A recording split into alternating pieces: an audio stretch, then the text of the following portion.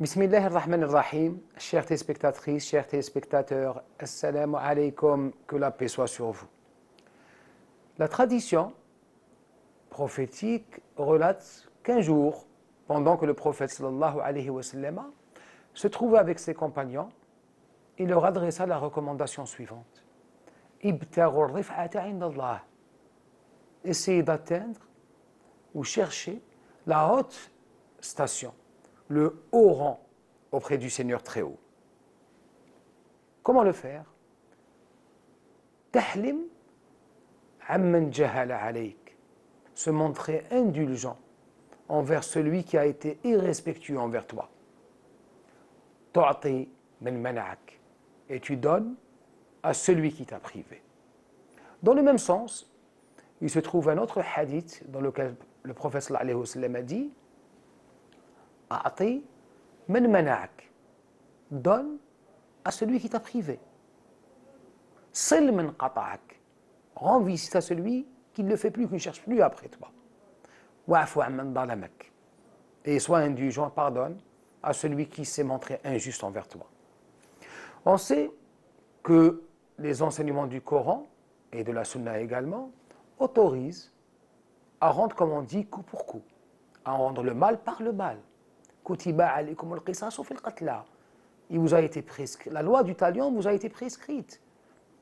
Wa jaza'u sayyi'atin sayyi'atun bimithliha. Celui qui agit mal sera récompensé par un acte aussi nuisible, par un acte aussi préjudiciable. Mais en même temps, man afa. Il est dit celui qui sait se montrer indulgent aura une rétribution tout autre, bien plus supérieure. Dans ce hadith, le prophète, cette rétribution ne la limite pas à des hasanat ou à de bonnes actions. C'est la rif'a indallah, au sens de proximité de Dieu, au sens de rang élevé auprès de Dieu. Et on sait qui ont les rangs élevés auprès de Dieu. An-Nabiyyin, les prophètes, Al-Shuhada, les martyrs, Salihin, les saints. Mais également, le simple croyant peut se rapprocher de ces hautes stations spirituelles. C'est pour ça qu'il est dit qu'au jour dernier, il se trouvera des serviteurs de Dieu ala manabira min nur, sur des estrades de lumière. Wujuhuhum min nur, leurs visages seront en lumière.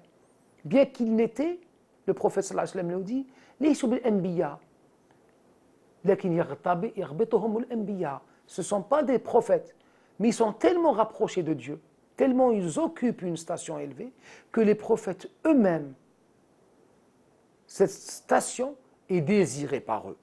Et bien que les prophètes occupent les plus hautes stations spirituelles qu'on puisse concevoir dans notre monde.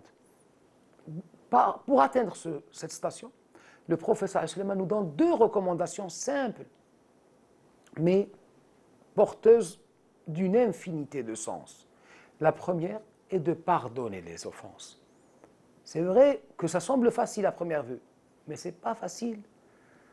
Se voir offensé, mais en même temps, ne pas rétorquer.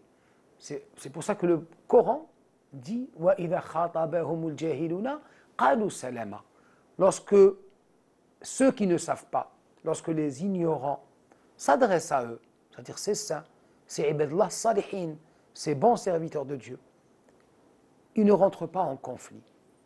Ils ont un moyen de se protéger, c'est de dire « Assalamu alaykum ». C'est-à-dire que même l'état négatif, qui leur est l'irrespect par lequel ils peuvent être atteints par autrui, par ceux qui ne les connaissent pas, et qui ne connaissent pas le adab, c'est-à-dire les règles de bienséance. Comment rétorquent-ils? Par « Assalamu alaykum ». Il leur envoie ce sens de paix. La nabtaghi al-jahilin. Nous n'avons pas de temps à perdre en rentrant dans de vaines polémiques, ni dans de vaines disputes. La seconde est de donner à celui qui t'a privé. A'ti man qata'ak, man mana'ak. Donne à celui qui n'a pas voulu te donner. Et là, c'est peut-être un peu plus difficile que la première, car la première, il s'agit d'adopter une conduite quasi passive, c'est-à-dire de ne pas se laisser entraîner dans le négatif, dans le conflit.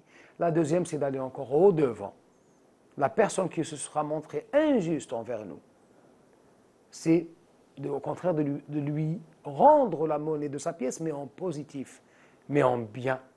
فَإِذَا الَّذِي بَيْنَكَ وَبَيْنَهُ عَدَاوَةٌ. Et on ne répétera jamais suffisamment ce verset. Si ce qui se trouve entre toi et lui est de l'animosité, كَأَنَّهُ وَلِيٌّ حَمِيمٌ. Comme si c'était un ami. Et à un ami, on donne. Et c'est là, à donner à un simple ami ou à un proche, ça a son intérêt. Mais à donner à une personne qui ne nous aime pas, ça a encore davantage. Et c'est comme ça qu'on gagne le cœur. C'est comme ça, كسب القلوب.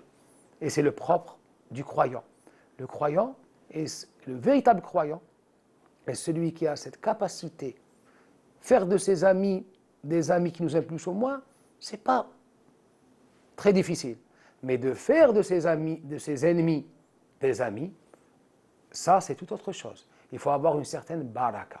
Et cette baraka, justement, le prophète sallallahu alayhi wa sallam nous donne deux de ces clés dans ce hadith, que le Seigneur tabaraka wa ta'ala nous fasse au nombre de ceux qui sont capables, qui ont cette grandeur d'âme, de donner à ceux qui les ont privés. Wassalamu alaykum.